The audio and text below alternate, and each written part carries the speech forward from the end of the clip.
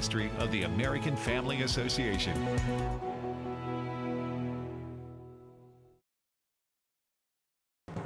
American Family News, I'm Rusty Pugh. An influx of Haitian illegal aliens putting a big strain on resources in the town of Springfield, Ohio. Christina Coleman explains from Springfield. Over the past 4 years, at least 15,000 Haitians have come to this small city, rapidly increasing the population here and dramatically spreading resources thin. Now, many Haitians came here under the Temporary Protected Status program after escaping gang violence and arrest in their country. They heard there was cheap housing and lots of jobs here. Now, Springfield needs more school resources, translation services, and even driver's education classes. Ohio's governor also says many Haitians have arrived here in need of medical care after a shortage of medical care in their home country. The manhunt continues in Kentucky for the man accused of shooting at oncoming cars on a busy interstate. 32-year-old Joseph Couch has been on the run for 6 days after injuring 5 people who were driving on Interstate 75 when he opened fire. Kentucky Governor Andy Beshear says officials are still looking for the suspect and thanked those involved in the search. Our law enforcement and other emergency service partners, again, have done a tremendous job. They haven't stopped looking for this individual, but they've also doubled down on providing safety for this community. Donald Trump and Kamala Harris back on the campaign trail, Trump visiting Arizona, where a CNN poll shows him with a 5-point lead. Meanwhile, Harris is in North Carolina, where a Quinnipiac poll has her leading by 3 points. Trump and Harris had this exchange during Tuesday's debate. Remember this. She is Biden. You know, she's trying to get away from Biden. I don't know the gentleman, she says. She is Biden. The worst inflation we've ever had, a horrible economy because inflation has made it so bad, and she can't get away with that. Clearly, I am not Joe Biden, and I am certainly not Donald Trump. Lori Buckhout is running for Congress in North Carolina, and she says people do tie Kamala Harris to Joe Biden. No, they absolutely are tying them together. I mean, you can't walk around here for 5 minutes. This is farm country, right? This is our #1 economy. Nobody in their right mind can say that the two of them are not together. Every time Biden comes down here, the local Democrats try to dodge him. I think it's going to be interesting when Kamala comes. Let's see if they do the same thing. I'm excited to have her come here. I'm excited to have people see her and know that she is tied to Biden and tie her to the failures of this administration. A former U.S. ambassador to Israel says it is life or death at this point, and we cannot take any more Harris walls. Chad Groening has more. The horrific Hamas terrorist attack on October 7th against innocent Israelis brought great trauma to the nation of Israel. And most of the world, including the Biden-Harris administration, continues to push the Israelis into a ceasefire before the Jewish state achieves total victory. They continue to push for a two-state solution. David Friedman served as U.S. ambassador to Israel during Trump's presidency. His newly released book is entitled One Jewish State, The Last Best Hope to Resolve the Israeli-Palestinian Conflict. The point of the book, the thesis of the book is twofold. Number one, we got to stop talking about a two-state solution. It is a dead letter. The people in Gaza elected Hamas. They were given tons of money from all the world organizations, including, unfortunately, from America. They used that money to create a massive network of terror tunnels and to build weapons of mass destruction. And Freeman says the only country in the region committed to Judeo-Christian values is Israel. That's also God's will. In the book of Genesis, that land was given by God to the Jewish people. And so over Judea and Samaria is the best outcome for all the inhabitants, both from a perspective of prosperity, human rights, and national security for Israel. And it's also the vision that God gave us 3,000 years ago. So why should we try anything else? So Friedman says there is another reality. We can't take any more Harris walls. We just can't take it. It is life or death at this point. Harris will, without question, continue the Biden policies, make them worse probably. And I fear for Israel under those circumstances. I'm Chad Groening. Francine is weakened to a tropical depression after slamming into Louisiana as a Category 2 hurricane, causing widespread power outages and sending a dangerous storm surge rushing into coastal communities. The National Hurricane Center predicts the 6th named storm of the season would continue weakening. It's expected to slow down as it moves across Mississippi. I'm Rusty Pugh. This weekend on The Stand Radio, we'll visit with M.D. Perkins, director of the New American Family Studios documentary, Culture Warrior. Now we are seeing the fruits of things that Don was warning about 30 or 40 years ago. And now you actually have the evidence of what has this actually done to society. So in a way that Don was prophesying that this would happen, now we can look back and historically see that did happen. The Stand Radio, Saturdays at 4 and Sundays at 8 p.m. Central on AFR. Welcome to Today's Issues, offering a Christian response to the issues of the day. Here's your host, Tim Wildman, President of the American Family Association.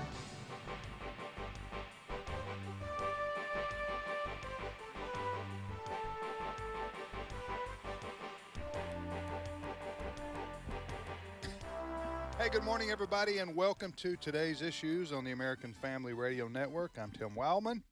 Thanks for joining us on this Thursday, September the 12th, 2024. In studio with me is Ed Vitagliano. Good morning, Ed. Good morning, Tim. Fred Jackson. Hello there. Chris Woodward. Hello. And again, we thank you for listening. A lot to talk about today. I guess I got a news alert on my phone, and boy, when you get a news alert on your phone, you know something's happened big because I only get 17 a day. Click here. Yeah, click here, that's why I shut them off. Yeah, the notifications. Yeah. Anyway, I think it was Fox News sent me something about Los Angeles today. Earthquake in the Malibu area, just northwest of Los Angeles. 4.7 is what's being reported on the Richter scale. The stories that I just read before coming in the studio, pretty good shake, no major damage, and they had an after quake about 2.0, something like that. And this is on top of the wildfires that Southern California is experiencing right now, so not a good day in Southern California. Seismologist, is that what you call it? Seismologist, yeah. Dr. Lucy Jones told Fox LA the quake had a 40% chance of associating with the fault line in Malibu, which runs along the coast. You know, almost everywhere you can live has its own inherent natural disaster potential. Mm-hmm. Right. And certainly with the wildfires and the earthquake potential in California. What do we got We got hurricanes and tornadoes here, right? Yeah, hurricanes and tornadoes here. When I lived in Scottsdale, Arizona, that was early on in our ministry lives, my wife and I. We didn't really have a whole lot in terms of, tornadoes and or whatnot, but it was in the desert. Mm-hmm. So it was you're always scorpions. Yes. Rattlesnakes. Scorpions, rattlesnakes, 30 days straight of 115 degrees and all that kind of stuff. So everywhere's got some problem with it. We actually are not far from a fault line here in the state of Mississippi. It's the one that runs along the Mississippi River there from Memphis. New Madrid. Yeah. Mm-hmm. Or Madrid. Yeah, if that were to have a really big one, we would feel it stop. here. Just stop. I don't need any.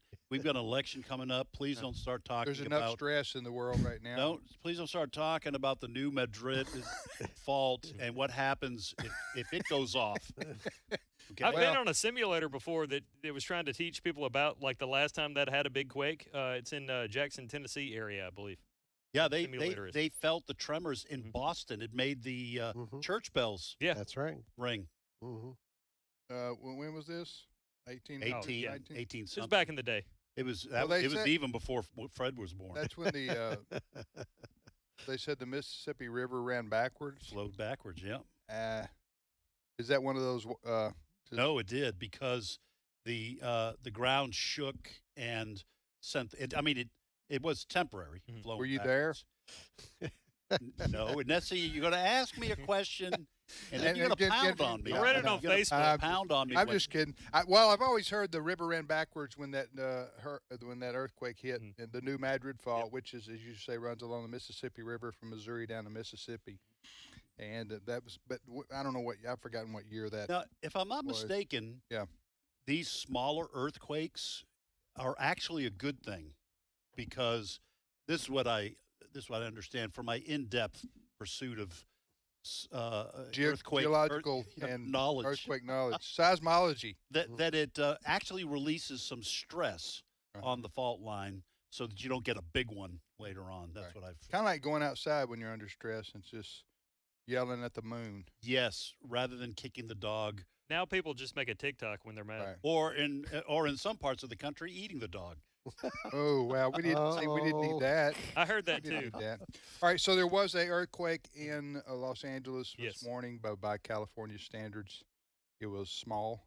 So, but you know what I was going to say was, if you live in a place that's very susceptible and historically has had earthquakes, you got to think in the back of when something like that happens, you're thinking in the back of your mind, what if the big one? Yes. Mm-hmm. Yeah.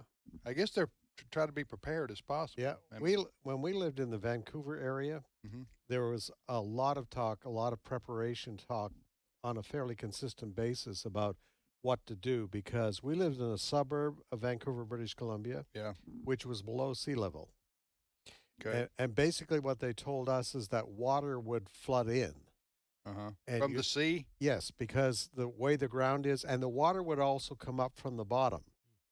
So like it'd be muck. from your front lawn. Oh, really? Yeah, it would come up. So you had to be ready for that. It's called liquefaction. Yeah. And so you had to be ready for that. So it's talked a lot about on the West Coast, up and down the West Coast, because there are so many fault lines there. Yeah. Do you have to read like paragraph 17 in your home insurance to find out we don't cover liquidation? Yeah. In case of an earthquake, forget us covering liquidation. Yeah. There's we don't cover if. That's Right. a long page. Right. That's a long page. All right. So anyway, speaking of weather events, Yes. we got the. Can I just say one additional thing?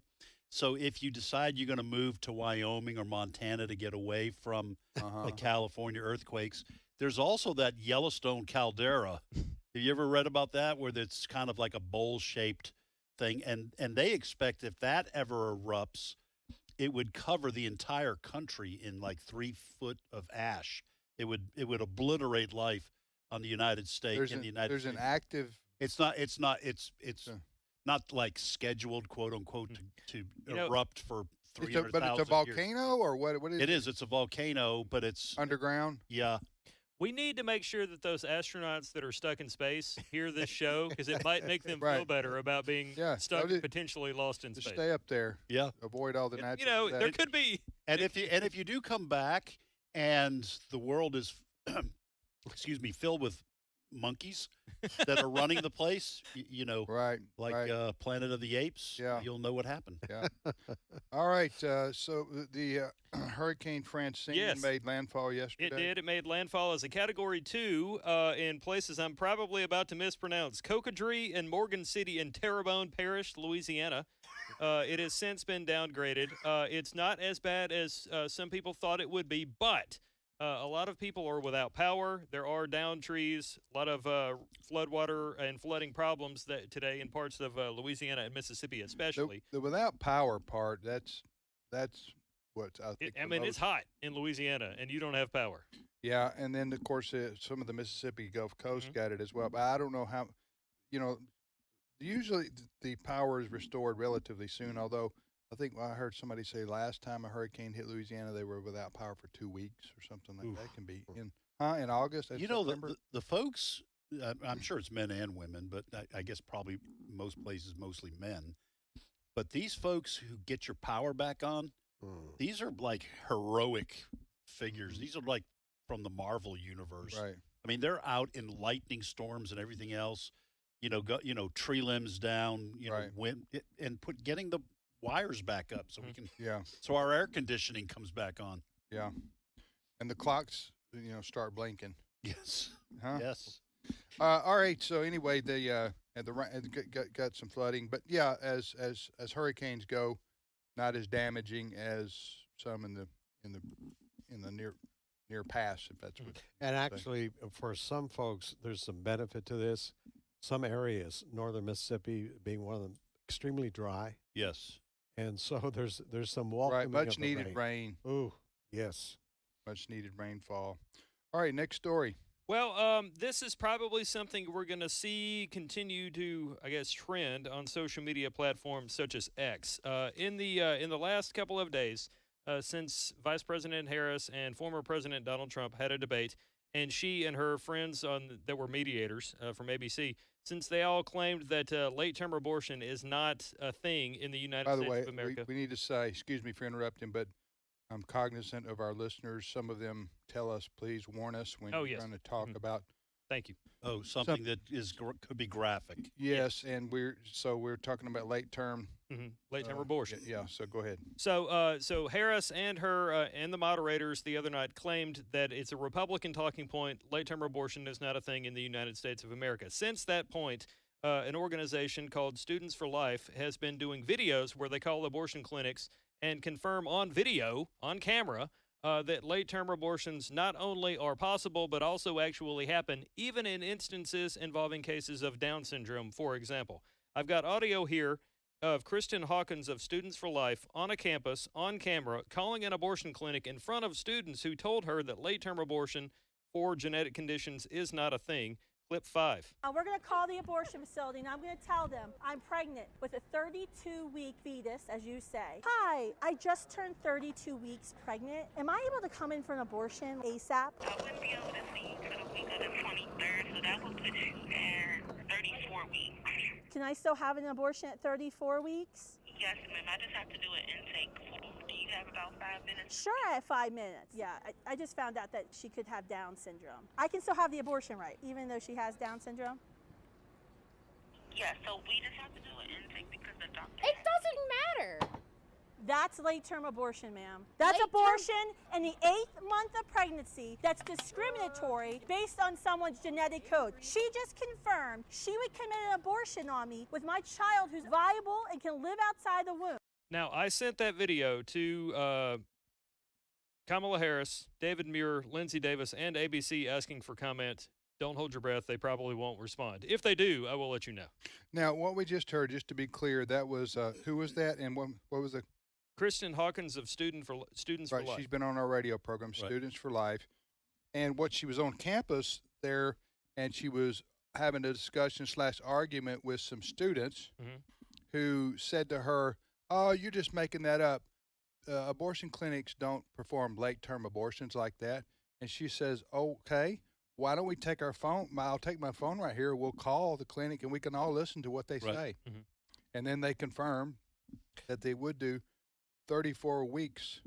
Yeah, she initially asked for an abortion at 32 weeks, but they were full up. So she said, well, we got an opening in 2 weeks. That'll put you at 34. And my baby, she didn't say my baby, the fetus has Down syndrome. Was that phone call made after the debate on Tuesday night? I believe so. Now, there's been other instances, too, where they have posted similar issues, a different lady calling an abortion clinic. Well, it just goes to, and we need to remind people once again, at that debate on Tuesday night, one of the issues, former President Trump said there's late-term abortions being done in this country. 7th month, 8th month, 9th month. Right. Kamala Harris laughed at that. No, it's not. And Trump was fact-checked by one of the moderators. I forget which one it was. It's not happening in this country. Well, no, what the moderator said, what the moderator said was there's no state in the country that allows you to kill the baby after it's born. Yeah, but we heard the response. Was it a Planned Parenthood clinic by chance? I believe so. Yeah. I'll double check, and I'm going to All post right. the link. We heard the response. There was no hesitation. Right. Like this, there was no, let me think about that. Let me ask my boss. No. Right away, they said, 34, no problem. 34 weeks, no problem at all. Right. Listen, this is again, this is a it is a campaign issue. It is an issue that our country debates and discusses, and I'm talking about abortion and life. But it's because of the Supreme Court's decision to overturn Roe versus Wade. This is a state issue now. And so I don't know. I do care, especially as a Christian, how a candidate's view is on human life and the sanctity of human life. But I'm saying for the general American public, abortion ranks on down there now, probably 10 to 15 or something like that, about in terms of what their priorities are on who they'll vote for. Do you agree with that? I think that if you ask voters to rank That is true. It comes down low rank. There are concerns that they'll be voting on. But I will say this. I think that for those who are radically dedicated to the pro-abortion cause, I think this issue probably does drive voter turnout. But doesn't it on our side too, the life issue? I don't know. All I know is that in 2022 and probably 2020, all the polling came back saying that for whatever percentage that segment is, that does drive the pro-aborts out to vote. All right, go ahead. One person that could expand on their belief or opinion about abortion is Vice President Harris herself. But one of her allies and somebody that's fighting for her to get elected this November is Congressman Jim Clyburn from South Carolina. He was the reason Biden ended up being the nominee back in 2020. Congressman Clyburn is of the opinion that Vice President Harris should not do one-on-one interviews. And I have the audio of Clyburn talking about this, clip 8. I think that just to say have one-on-one discussions with people in the media will not necessarily connect with the voters. Because, if you go on these one-on-ones, sometimes you drill down into a question until there's a word that's uttered that can be used in a negative way. Well, I mean, this is exactly what Sanders said, wasn't it? Bernie Sanders? He basically said that she's not going to be doing these kind of interviews because trying to win. She's trying to win. Mm-hmm. That was when he said pragmatic. Yes, pragmatic. Isn't that amazing? She's trying to win, so we want to keep her from talking to reporters. Yeah, because we don't want voters to find out.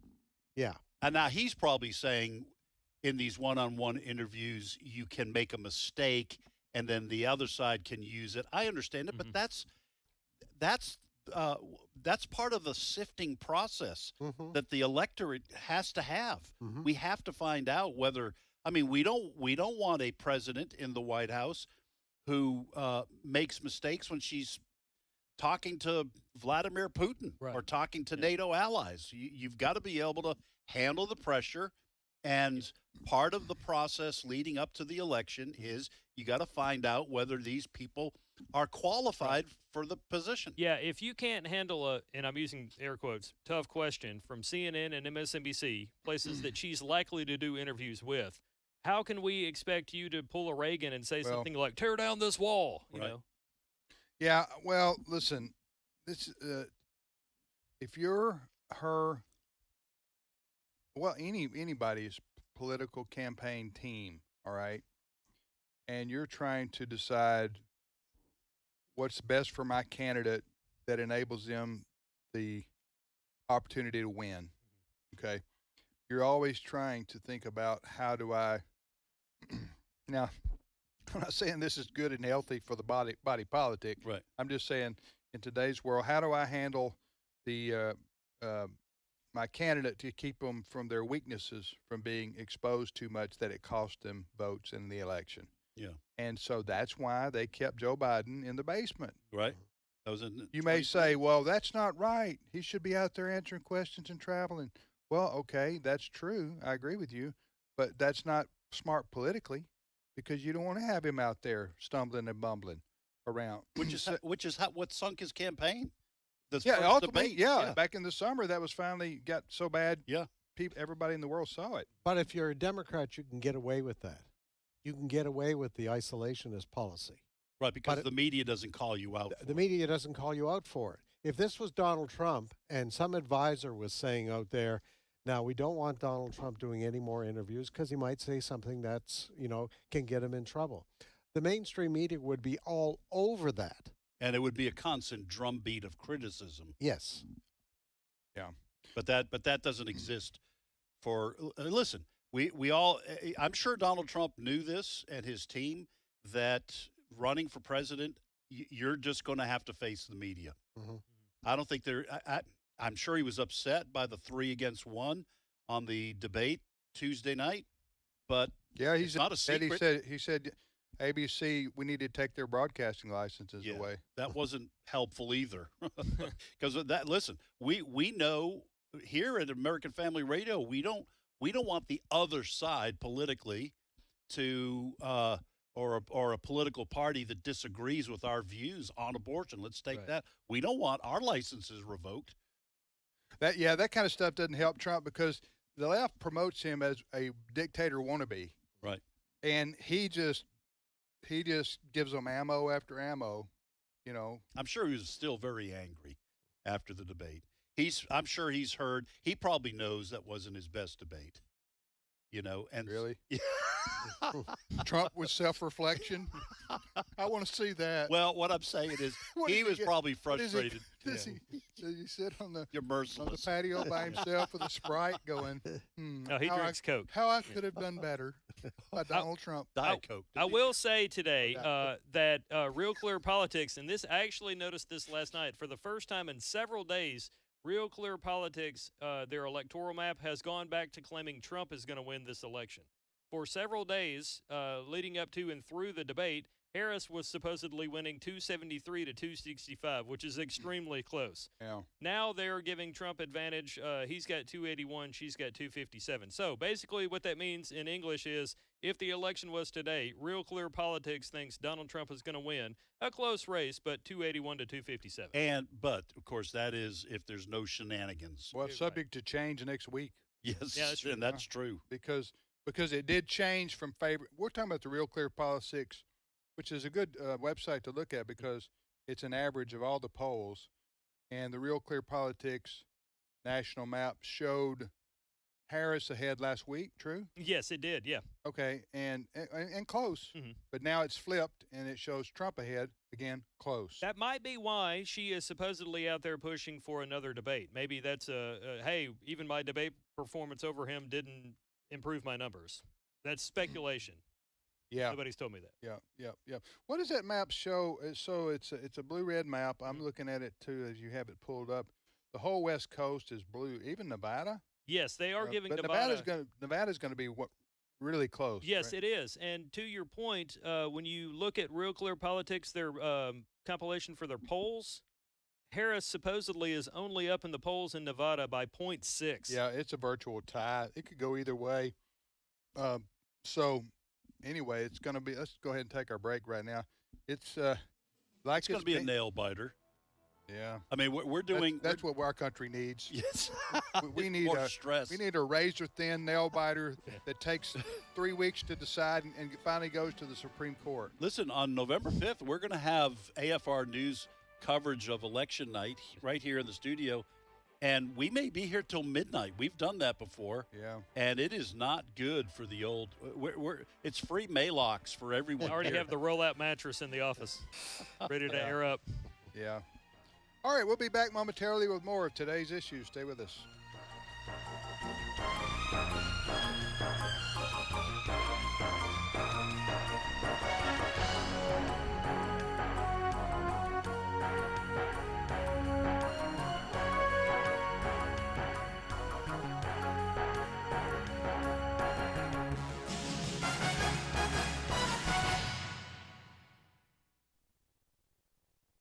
It's my turn. Here is your host for My Turn, Don Wildman. In the 6th century BC lived a man by the name of Aesop. He was an extremely wise man in a very practical sort of way.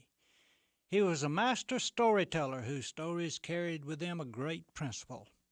Many of his stories have been preserved and are circulated throughout the world to this very day. One of his stories had to do with a man who had accumulated a great deal of wealth. Instead of spending his wealth to make life more enjoyable for himself, and instead of giving his wealth away to make life more enjoyable for others, he cashed in his wealth and put it all in gold. The man took his gold and went into a forest near his home and buried it in the ground. Then each day he would walk out to where the gold was, dig it from the ground, and handle it. He would spend most of his time polishing the gold and keep it shining. After polishing the gold, he would wrap it back up, place it back in the ground, and cover it up again. Day after day, the man would go through the same routine. Go to the woods, dig up the gold, polish it, look at it, admire it, and then replace it. The man was indeed proud of his wealth. One day another man heard about the gold. He hid in the woods and waited. When the rich man passed, the second man followed him at a distance. He hid himself behind a tree and watched as the miser dug up his gold, polished it, and admired it. He watched as the man placed it back into the ground. When the miser left, the second man remained, hiding behind the tree. When the miser had gone out of view, the second man went to where the gold was, dug it up, and placed all the gold in a bag and escaped with it. The next day, the miser made his way back to where he kept the gold buried. Upon arriving, he noticed that someone had stolen his gold.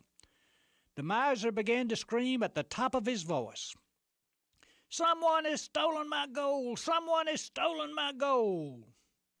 Others who heard him screaming came running to see what the trouble was. When the miser was questioned about it, he told those who had come what had happened. One man in the crowd asked the miser what he planned to do with the gold. "Do with it? Do with it? What do you mean, what did I plan to do with it? I wasn't planning to do anything with it. I was only going to keep it and admire it." "Well, if that's the case," replied the other man, "why don't you simply put some rocks in the hole and admire them? They will serve the same purpose." You know, money is only a means to an end, not an end in itself. You should use your money to benefit yourself and others. And if you don't plan to do that with your money, then get yourself some rocks. They aren't nearly as expensive and are a whole lot less likely to be lost or stolen. After all, rocks are as good as gold to hoard. This has been My Turn with Don Wildman, a production of the American Family Association. For he has rescued us from the dominion of darkness and brought us into the kingdom of the Son he loves. Colossians 1:13. American Family Radio. This is today's issues. Email your comments to comments@afr.net. Past broadcasts of today's issues are available for listening and viewing in the archive at afr.net. Now, back to more of today's issues. Hey, welcome back, everybody, to today's issues on the American Family Radio Network. Thanks for listening to this show on AFR. Tim, Ed, Fred, and Chris. Hey, I went to see the Reagan movie the other night. Well, Allison and I did. Yeah. Loved it. Absolutely an outstanding movie. You loved it so much, you texted leadership and said, "This movie is great." Yeah. That was, I think, on Monday night, I think we went. So, yeah, I would recommend it. I really would. I might go see that. Stars Dennis Quaid. Mm-hmm. Who I think is a born-again Christian now. I think so. He's given testimony of that. Yeah. Dennis Quaid, he was, Dennis Quaid was a big deal back in the, 80s and 90s. Yeah. Oh, yeah.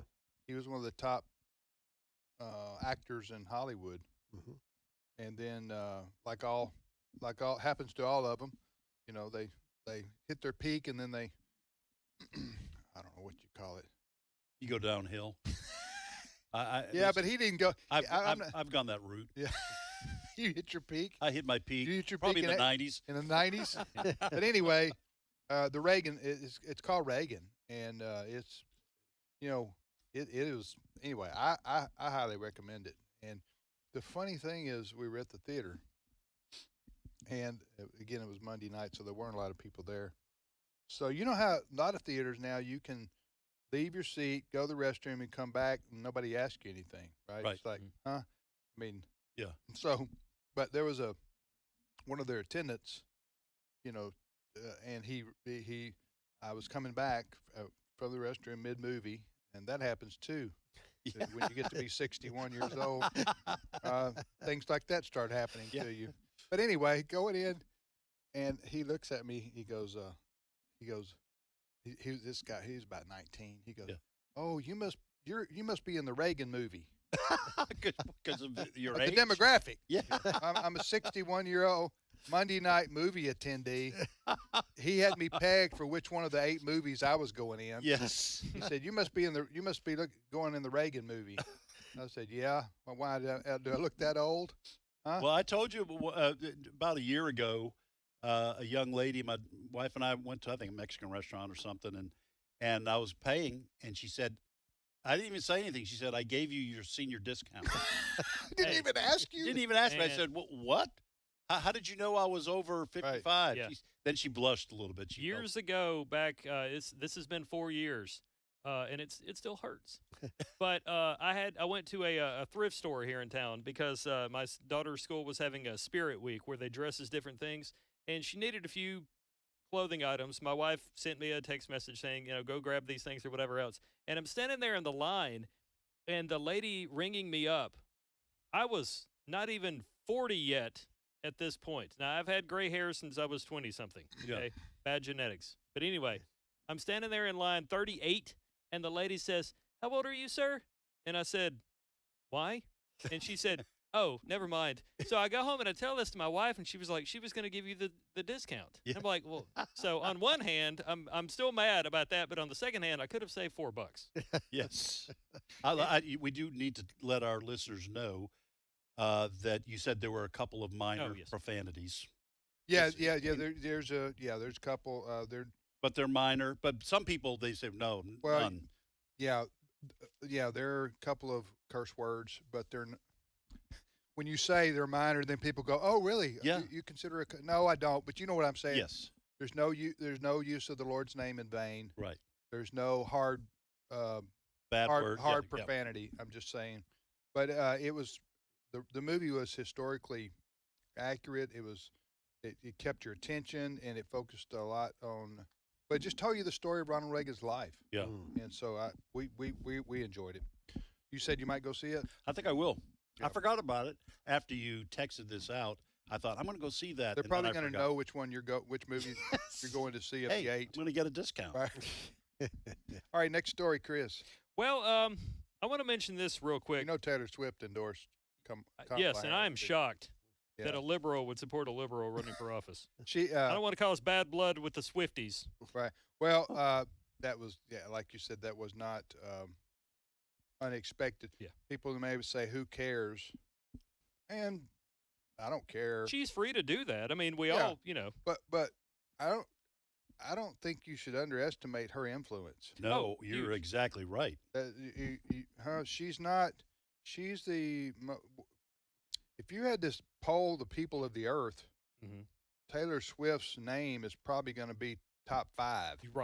Right now. She's like a Michael Jordan of music right now. Right.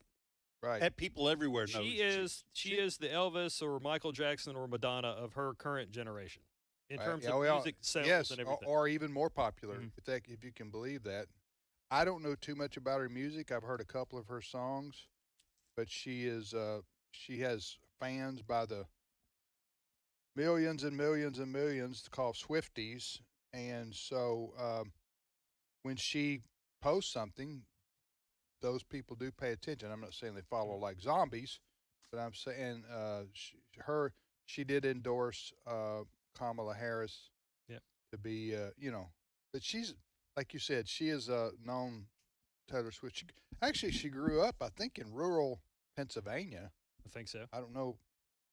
I'm guessing probably more conservative than she is now. Yeah. But she really turned left when she lives in Tennessee, Taylor Swift. That's her residence. Okay. Nashville, because she got her start in country music and then became a pop star. Right? A mega pop star. But she I just remember an interview she did because she was opposing Marsha Blackburn. To be the senator. Now, Marsha Blackburn is very popular in Tennessee and has won 2 or 3 times as a U.S. senator from the volunteer state.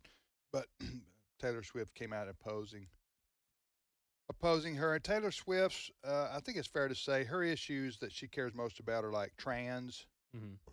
She's a big a proponent of LGBTQ and abortion rights and typical left-wing celebrity, Hollywood celebrity issues that they're going to talk about. But the interesting thing is here, of course, she dates Travis Kelce, who is the all-pro tight end from the Kansas City Chiefs. Well, they hang out some with Patrick Mahomes and his wife, Britney. Patrick Mahomes, of course, is the quarterback for the Kansas City Chiefs, and already some consider him maybe the best quarterback ever in terms of his talent and abilities.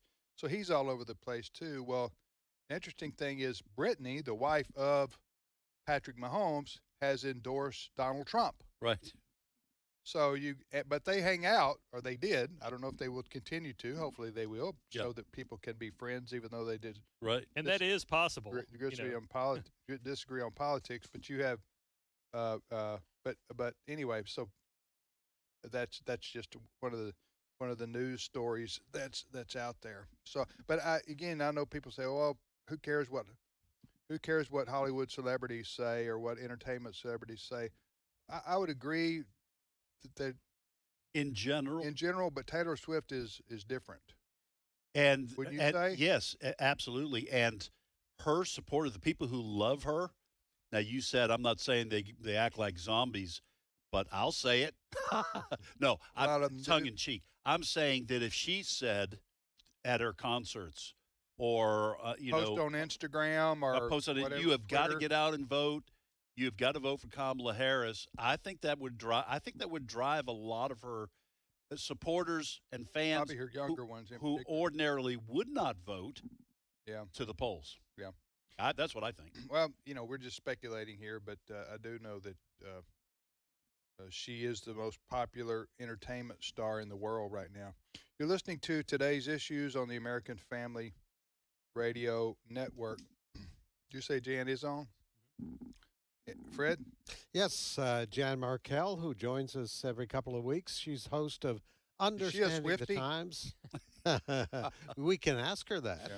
Yeah. Heard Saturday right here on American Family Radio at 1 p.m. Central and Sunday at 12 noon. Jan, welcome to Today's Issues. Thank you so much. I'm a few minutes late with a technical glitch here, but I'm glad to join you. Did you fix it? I hope so. You fixed a technical glitch. You ought to be proud of yourself. Yeah. You're right. That's the first time in history. Yep. Coming in loud and clear. Jan, there are several reports out there this morning, unverified yet, that your Attorney General, Keith Ellison, is on Kamala Harris's short list if she becomes president to become the Attorney General of the United States. As a resident of Minnesota, does that excite you? Oh, Fred, inwardly, I'm trembling a little bit. I mean, we all know that God is ultimately in control, but this would be a catastrophe. And because of the circumstances here, I am a resident here in Minnesota. I do have to be a little bit careful just for safety's sake, but Americans would not be happy with Keith Ellison as the country's Attorney General. And I just think all of this points to this and it becomes a cliche after a while that this is the most important election we've ever had, but it really, really is. What concerns you about Keith Ellison? Can you give us just a few examples? Well, again, I have to be a little bit careful, and I say the same to Chad Groening. I've worked with him for years. Sure. I live in the Islamic Republic of Minnesota. I hope that's maybe saying enough right there. I am not able to be as forthright as I would absolutely love to be, but Mr. Ellison represents, and my perspective is that he is going to make an effort, if he ever gets this kind of power and authority, to get a Sharia law wherever he possibly can. And I think the goal is to have either Minnesota or Dearborn and Michigan sort of be the trial run. But I just think listeners need to be aware of the consequences of an election going in a very wrong direction. And we may not have perfect candidates on either side, but we have one candidate who's not going to allow this kind of nonsense to keep going forth. You're listening to Today's Issues. Jan Markell joins us. Jan, who do you have coming up on your show this weekend? I have Alex Newman, Liberty Sentinel, and we're going to talk about some of these issues as only Alex can do so effectively. We're just in crunch time here, and as I said earlier, God sets up kings and he tears them down, but he has given responsibility to the people. At least these days we can vote. And I'm hearing, gentlemen, from an awful lot of people who are writing me and saying, well, they're not going to vote this year. And I just think that it could lead to a catastrophe. And I just encourage any of your listeners who are leaning that way, because they're not looking at a perfect candidate, to rewire their thinking, because it would result in a catastrophe. Yeah. Tell us about Alex again, what he does. Alex Newman, my goodness. Yeah. I think Fred probably knows who Alex is. Yeah. He's one of the most interesting young men with a perspective of what's going on in the world, almost second to none. I value him and also Michelle Bachmann so very highly, because they will put the proper spin on whatever's going on in this country. So we're going to talk about that this weekend, and we'll look at some of the scenes behind the scenes, and particularly from a political perspective. All right, Jan. Well, that's coming up this weekend. It's noon Central Time on Sunday here on American Family Radio. 1 p.m. on Saturday. 1 p.m. on Saturday, Central 1 p.m. Saturday. And Jan does talk and discuss things, obviously from a biblical worldview perspective, but also from a Bible prophecy. Oftentimes she puts things in a Bible prophecy perspective. All right. Thank you, Jan. Take care. Thank you. Thanks for fixing that glitch. All righty. Goodbye. Bye-bye. She lives in Minnesota, Jan does, and I guess Minnesota now is just going to be, Minnesota used to be, I guess, somewhat purple, but it's just blue now, right? I mean. Yeah, Jan will refer to Minnesota, and I guess Minneapolis in particular has become little Somalia. And 200,000 Somalis that were encouraged to come in under the presidency of Barack Obama. And when you have that many people, they can have a tremendous influence politically in the country. I'm looking at a Fox News story on the subject we were discussing about Keith Ellison being on the short list for Attorney General for Kamala Harris if she is elected. Right now we've got Merrick Garland, who's bad enough. Somebody on Twitter, X, formerly known as Twitter, was mentioning the fact that she picked the governor of Minnesota as Tim Walz as her vice presidential candidate, and so someone commented, first Tim Walz, now the odious Keith Ellison. Minnesota is punching above its weight in destroying America. So Keith Ellison would be a serious radical. For those who don't know, he's a former U.S. congressman from Minnesota, and extremely liberal. And then he was the state attorney, right? He is currently the attorney general of the state of Minnesota. Yes. He doesn't think that businesses should be able to legally sell firearms. When there was a spate of car thefts in Minnesota, Minneapolis, St. Paul, he blamed the car manufacturers for not having enough preventative measures to keep people from stealing the vehicles. I mean, this guy's a total radical. He is Muslim. He would be the first Muslim attorney general in our country. So the idea here is if Harris is elected and Waltz is her VP, and then Waltz, they would select him to be their Attorney General of the United States. Yes. That's the danger she's warning about. I will say this is it's all the more reason why people need to make sure they vote beyond the presidency. That's one of the things that always gets everybody's attention for an election year, and understandably so. But in many places, they're voting on senators. And we have to keep in mind something Tony Perkins said back in 2016 at the Republican National Convention just before they brought Trump out. Tony said, we're not just picking a president, we're picking cabinet members, we're picking Supreme Court justices. There's a whole lot of stuff on here. Even Debbie Wuthnow, who we just had on the show a couple of days ago from AFA Action, wrote a really good article for The Stand. I'll share it in a second, but she talked about the importance of down-ballot elections. Well, and to your point, Chris, that what Jan Markell was saying, that she increasingly talking to Christians who say, I'm just not going to vote. Okay, so that's true even on the presidential front.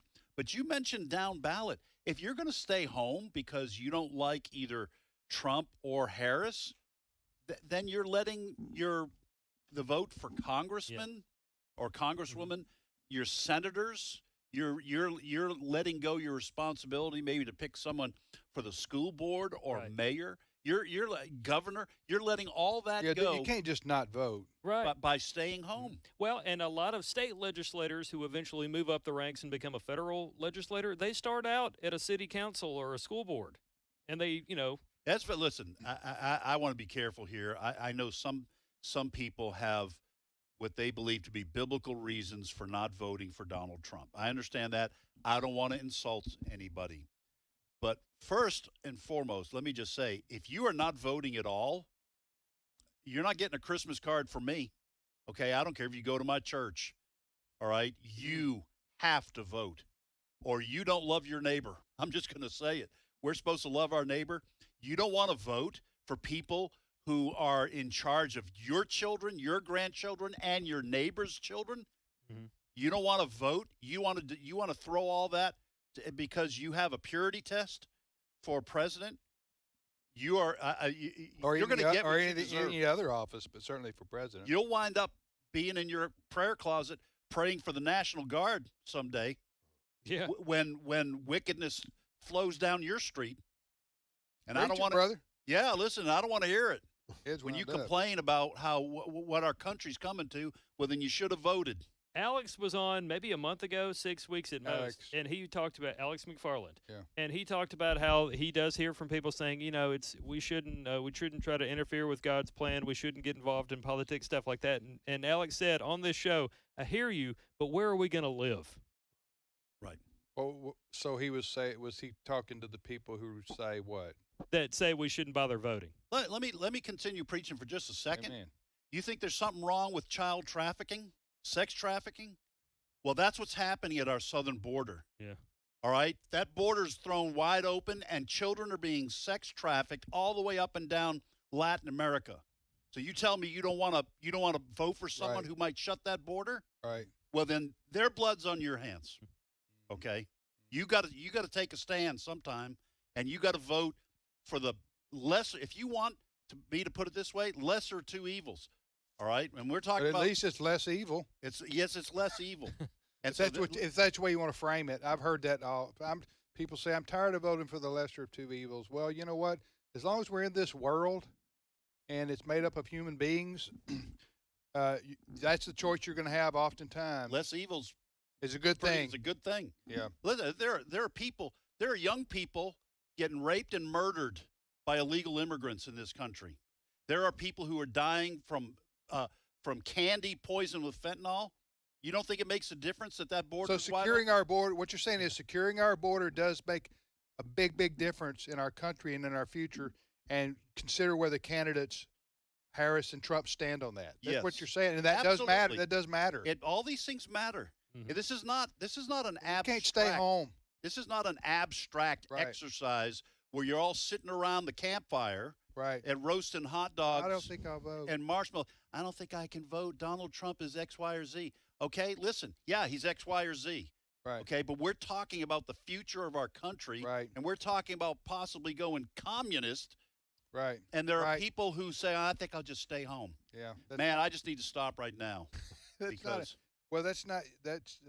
think you just destroyed their argument. If you really care about the future of our country, because look what's at stake. This doesn't necessarily guarantee that if Donald Trump, for example, is elected, everything's going to go perfectly, or you're going to see him do everything the correct and right way. But you do have to weigh out You see over here with Harris and with Waltz, their record and what they've said and done. I just sent you guys around right before the show.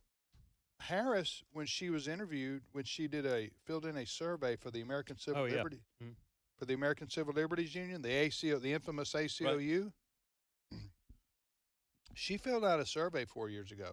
Harris is trying to pretend like she's some kind of moderate right now, but she is not.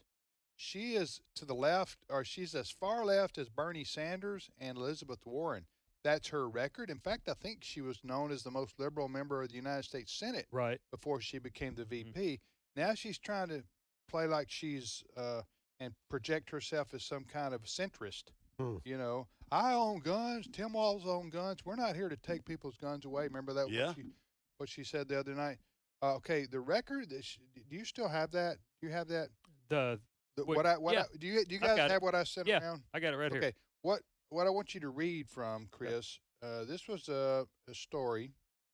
So I just want to make sure people understand what Chris is about to read. I sent around and researched. I'm not making this up. Okay, we're not just throwing names out there like she's a Marxist or whatever like that. These are the things. These were 4 things that Harris committed to in her survey by the ACLU 4 years ago. Yes. You have those 4 bullet points? Yeah, this is from Just the News. Okay, read them. Read the first one. Writing to woo the American Civil Liberties Union, or ACLU, Harris committed to taxpayer funding of gender manipulation surgeries and treatments for illegal aliens. Okay, stop right there. That's insanity. Right. That's left-wing insanity. What she said, she wrote this down. Yes. Okay, we're not making this up. She said, I want to see the United States federal government pay for transgendered surgeries for illegal immigrants. Now, there's no world where that is even halfway sane, okay? So that's what she committed to. She's whacked out. Yeah. I mean, as far as what way I see it, she's whacked out liberal. She's beyond liberal. Right. She is far left. Liberal is RFK. Yes. Right. Yeah. Anyway, what's the next one she committed to? A pathway to citizenship for those who broke the law by crossing the U.S. border without permission. Okay, well, that's a typical Democrat talking point. What's the next one? The decriminalization of all illegal drugs under federal law, including cocaine, heroin, and fentanyl, if a defendant claimed they were for personal use. Oh, my goodness. I think she just wrote for my sciatica. Okay. What's next? What's the 4th one? And the kneecapping of the nation's main deportation agency, Immigration and Customs Enforcement, or ICE, as it is colloquially known, it's a hard word to say, in Washington circles, by banning its use of deportation. Yeah, she's against ICE. She would defund ICE. Donald Trump said she's for defunding the police. Well, if you're for defunding ICE, they are the police. Yeah. Yes. They are the police. I remember talking to someone on the other side of the Christian community in 2020, and they said, listen, I don't care about what's going on in public schools. We homeschool our kids. To which I said, all right, first of all, your freedom to homeschool your kids came because people in the 80s, 70s, 80s, and 90s fought tooth and nail to give you that right. They got involved in politics, and they voted, and they contacted. Okay, second of all, don't tell me you love your neighbor. If your kids are free from homosexual instruction, but the kids down the street, they get roped into this lifestyle. And you could do something to stop it. You could do something to stop it. Right. Anyway, there's a couple of other points I wanted to make. I can't guarantee I won't continue to rant. Well, after no, I break. think you're about to spontaneously combust. I did post this link for you on the Facebook page. That's helped. why That helped Fred bust and I the are bubble. backing away just to see what this looks like. That's right. All right, you're like shaking up a Diet Coke and lifting the top before the fizz is gone. Ed Battagliano on change. Yes. All right, we'll be that's back right. momentarily. Stay with us.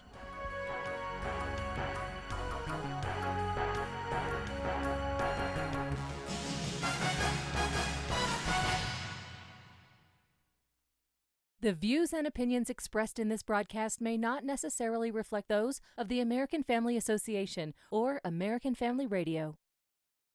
Faith, family, freedom.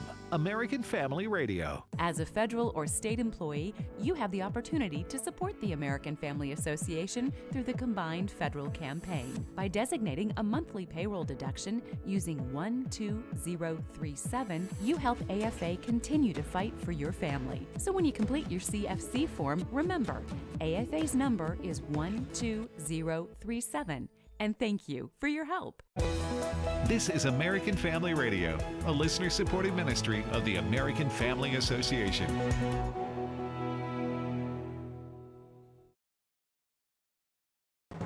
American Family News, I'm Rusty Pugh.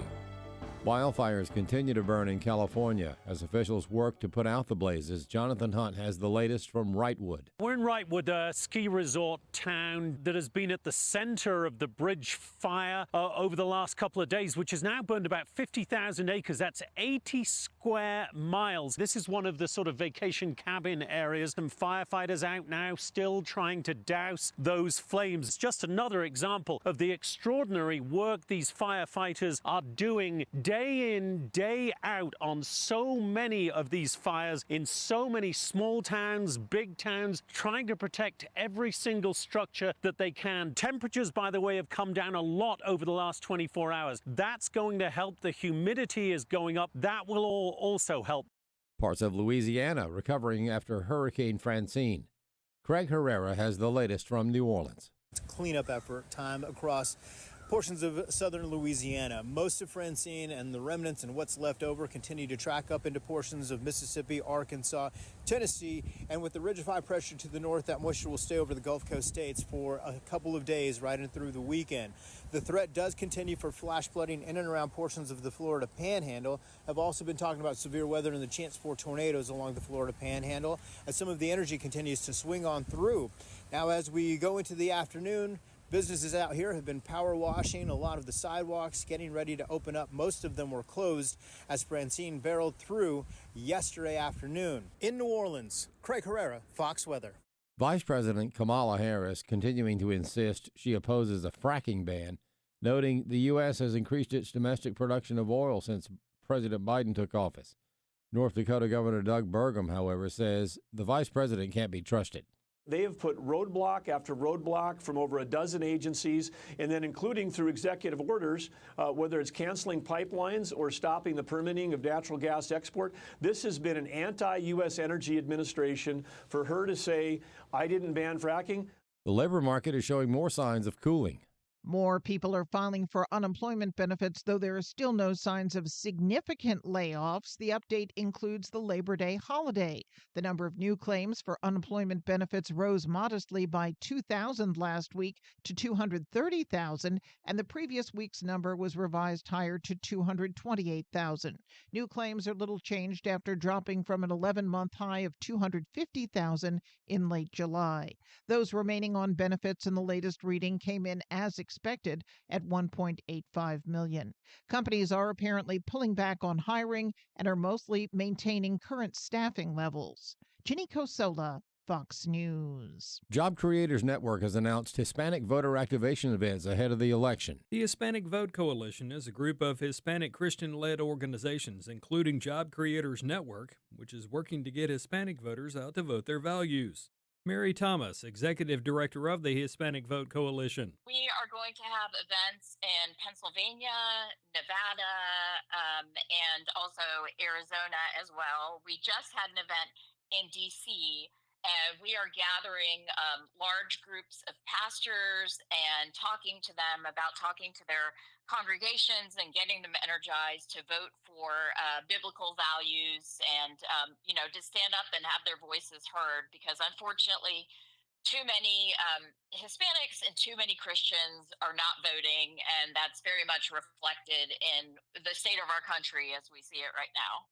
Why are Hispanics not voting? Like a lot of Americans, Thomas says, they're busy. The problem is when we do that, what we see is people saying boys can be girls and, the economy being really killed with inflation and high prices over regulation. That's probably why, is just because people are very, very busy. But I think people are waking up and seeing that we have got to take a stand. We've got to vote if we want to have our values represented. I'm Chris Woodward. More news online at afn.net and on the AFN mobile app. I'm Rusty Pugh. The loss of a child through abortion, miscarriage, or stillbirth affects the emotional health of families. Feelings of anger, sadness, and regret can be overwhelming. There is hope and healing in the aftermath of a reproductive loss. Call the International Helpline at 866-482-LIFE to talk with someone who has been where you are and healed to help others. Your call is confidential. 866-482-LIFE. Today's Issues continues on AFR with your host, Tim Wildman, president of the American Family Association.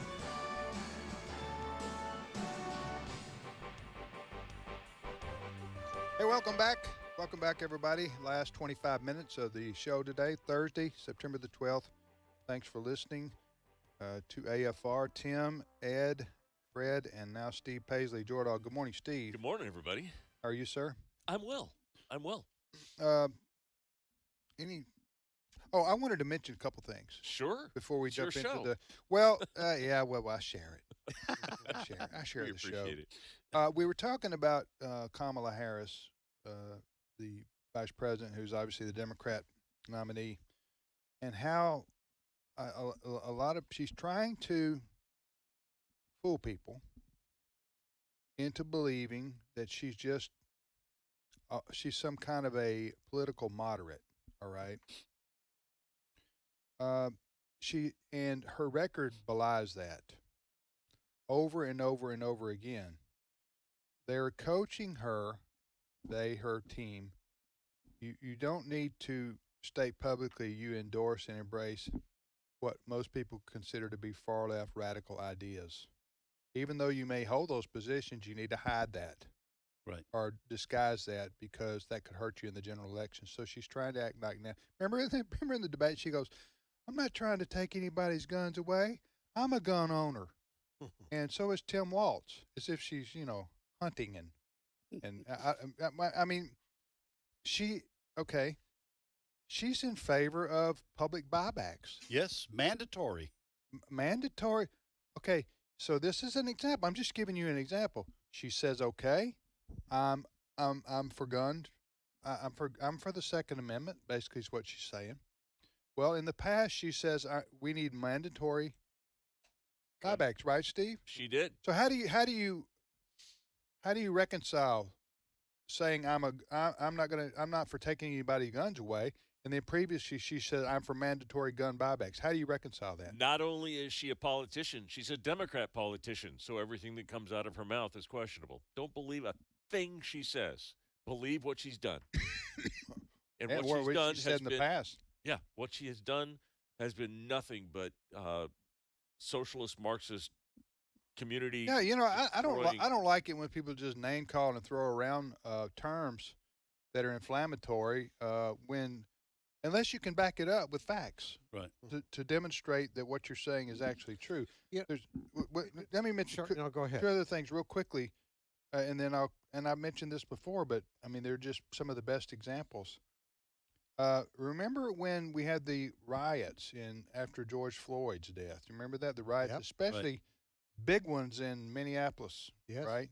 5 blocks of the city destroyed. Jan Markell said you wouldn't believe it if you. I don't know if they're still like that or not, but it was terrible in Minneapolis. Remember the mayor and Waltz, the governor. They didn't know what to do because they were liberals too, and they wanted to sympathize with the rioters. So he delayed. Waltz waited 2 days.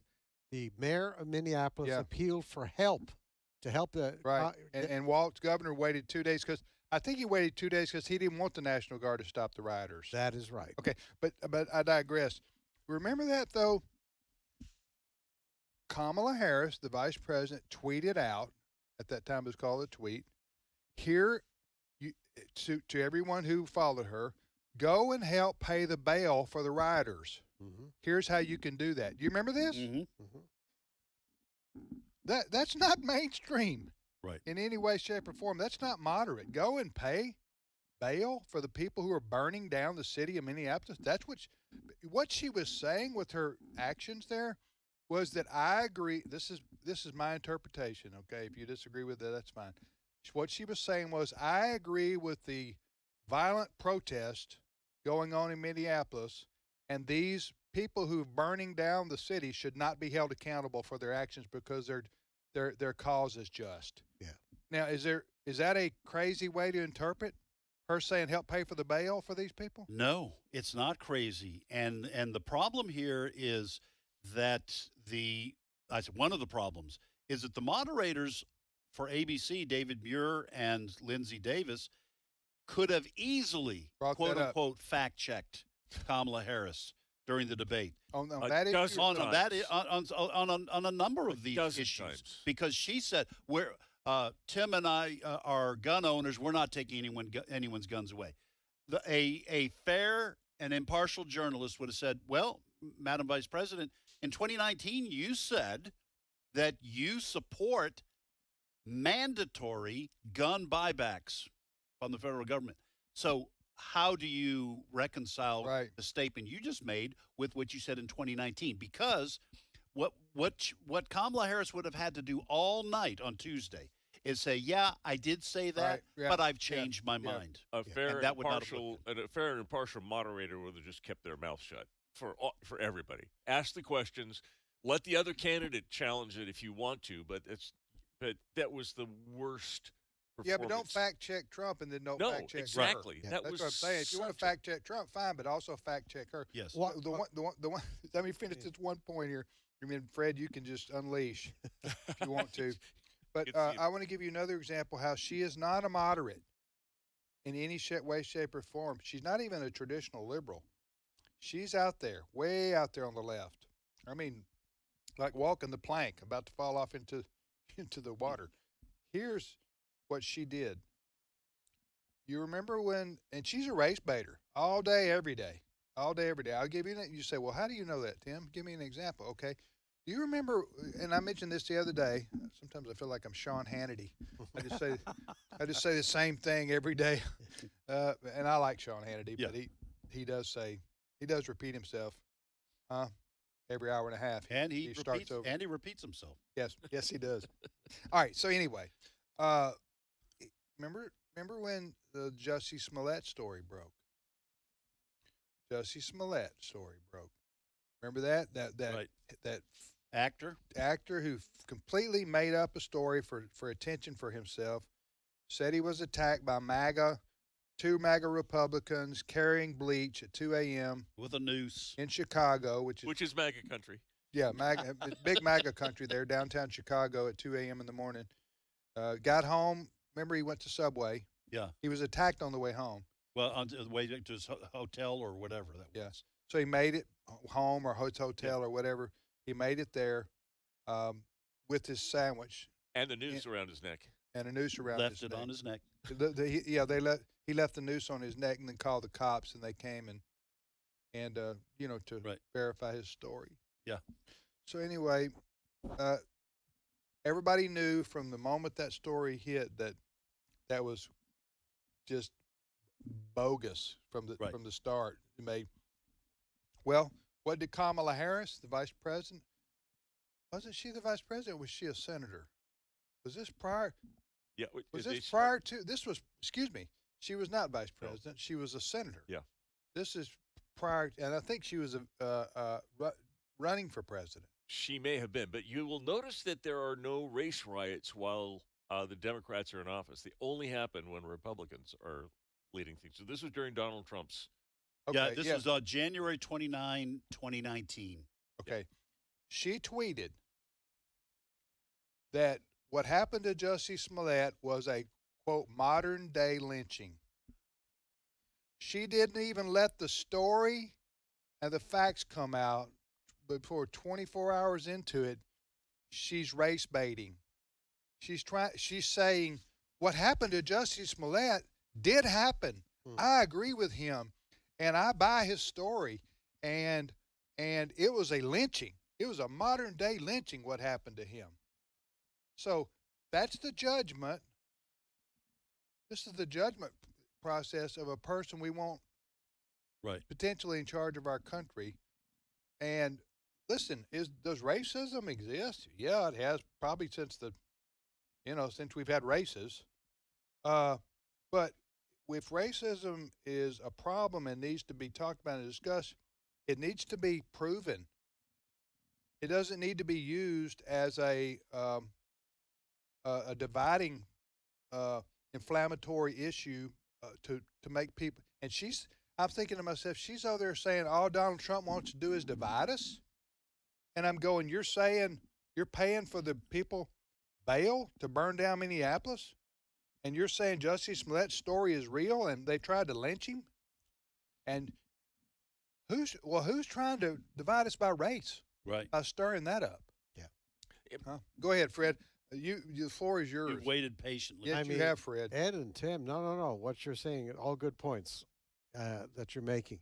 But here's the thing: this research that you were just dealing with, on Kamala, her history, right? Not one question in that debate the other night. Kamala Harris, you said on this date, you said these things. You said these things about the riots in Minneapolis. You have said in the past, Medicare for all. Let's talk about that.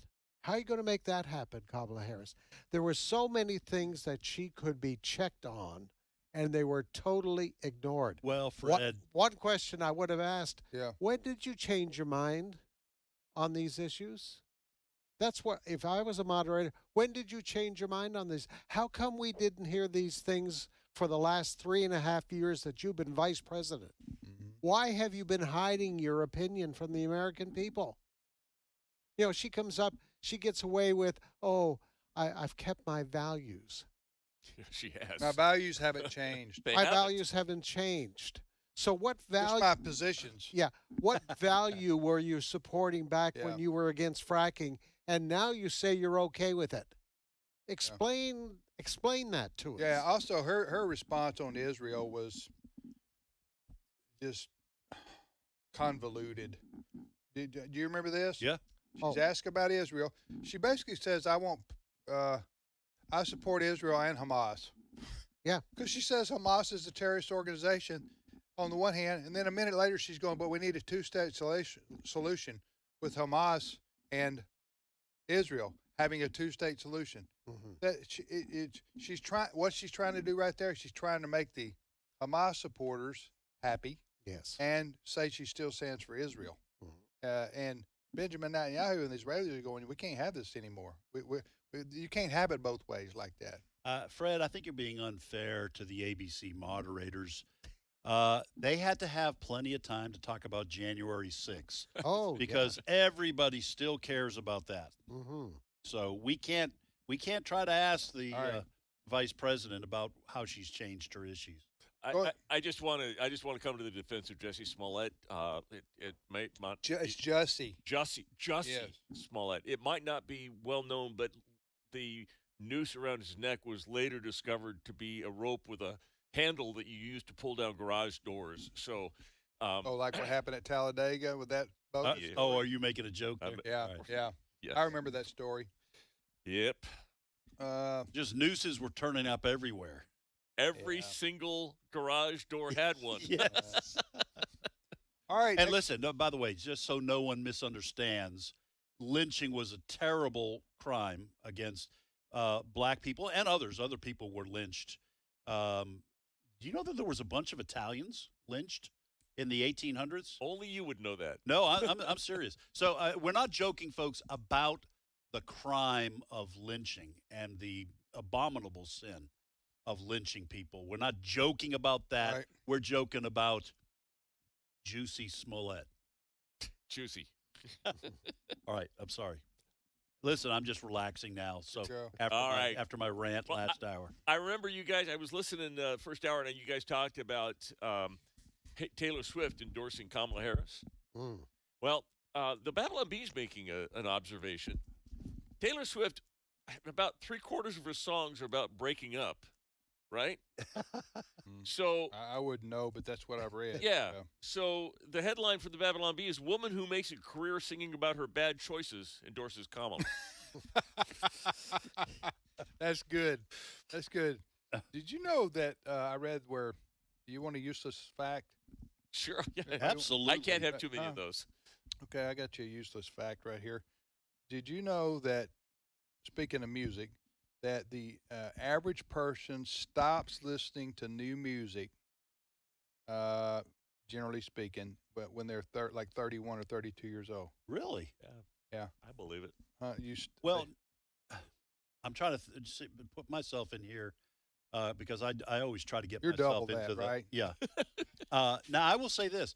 In terms of like going out of my way to find new bands or listen to whole albums, I don't do that anymore. That's probably true about me. But if I hear a snappy song, like, playing over the credits of a movie, I will look that up and add it to my Spotify playlist. I don't know if you guys know this. Have you guys ever heard of Spotify? Yeah, okay. All the young people are listening. Yeah.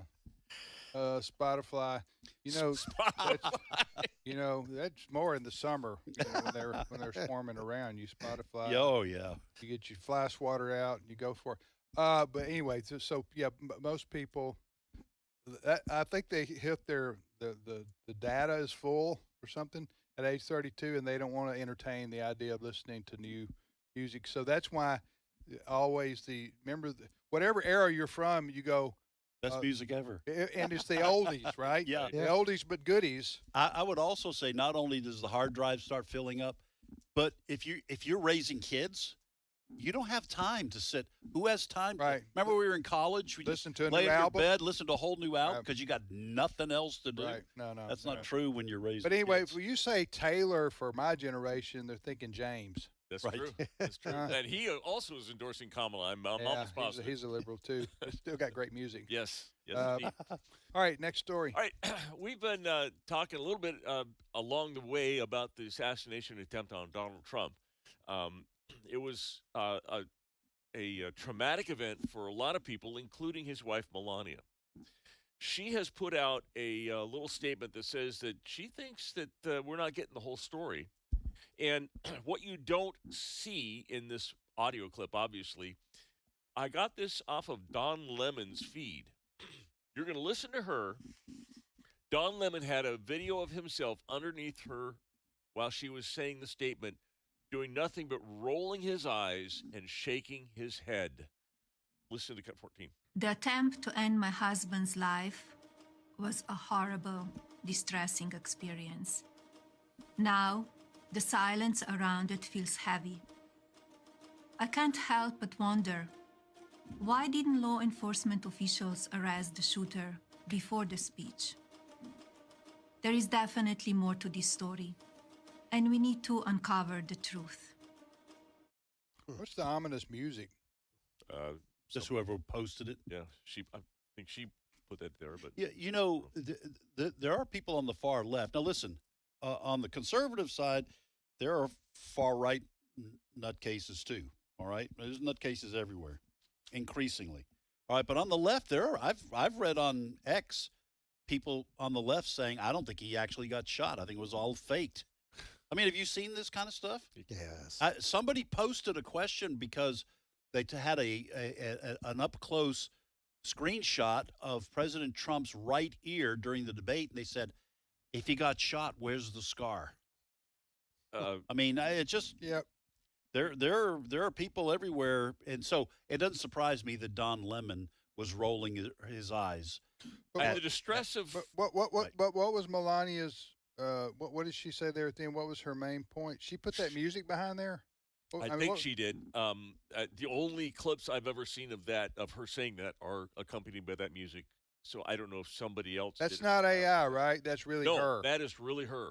And I think what did she say now? If so and so, what did she say? Listen to that again. Play it again. The attempt to end my husband's life was a horrible, distressing experience. Now, the silence around it feels heavy. I can't help but wonder, why didn't law enforcement officials arrest the shooter before the speech? There is definitely more to this story, and we need to uncover the truth. I'm with Melania. I agree. I mean, this thing is. I'm afraid someone. What do you guys agree with? Memory hole this. Well, they are definitely doing that. In other words, it seems like the investigation into it is over without answers.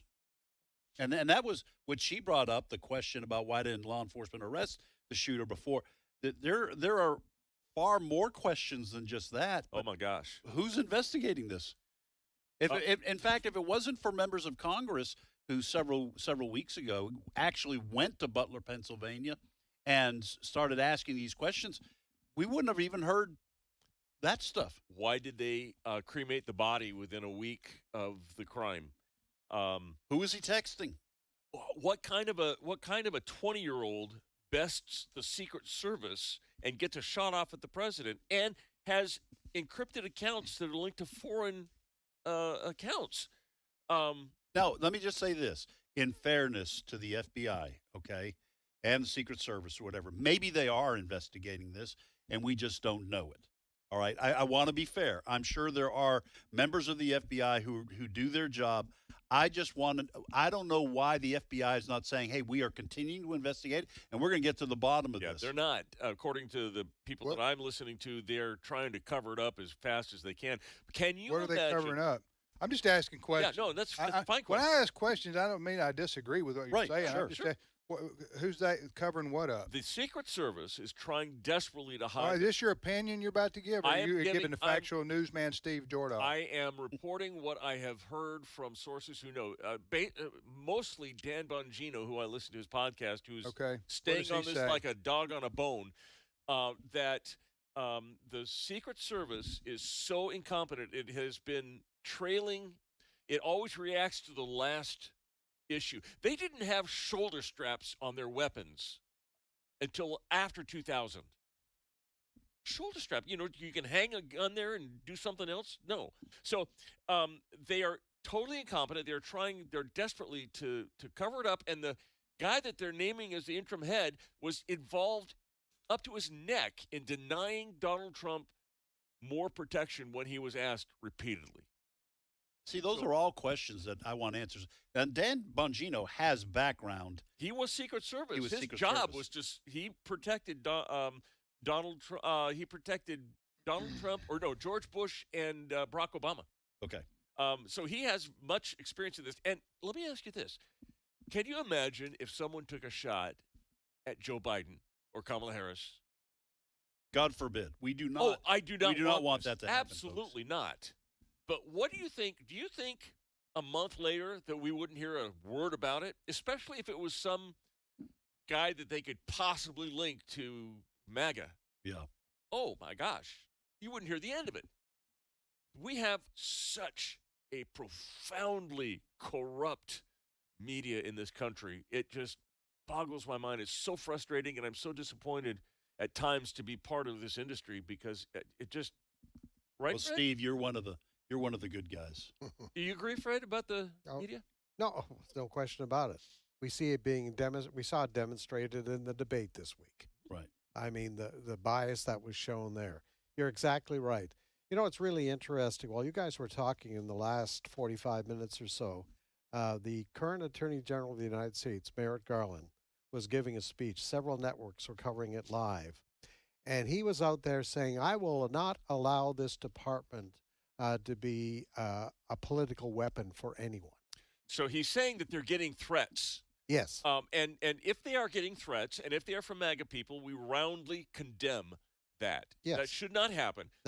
But to say that they have been above politics, which is what his message is frankly an insulting lie. Yes. Right.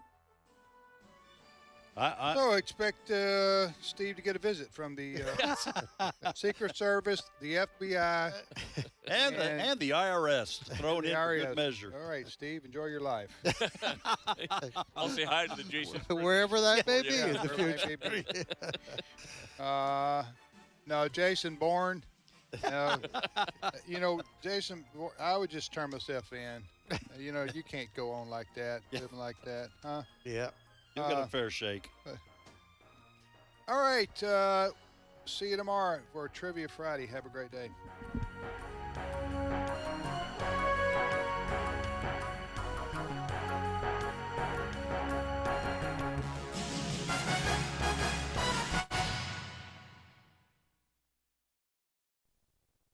You know, a lot of times you have to choose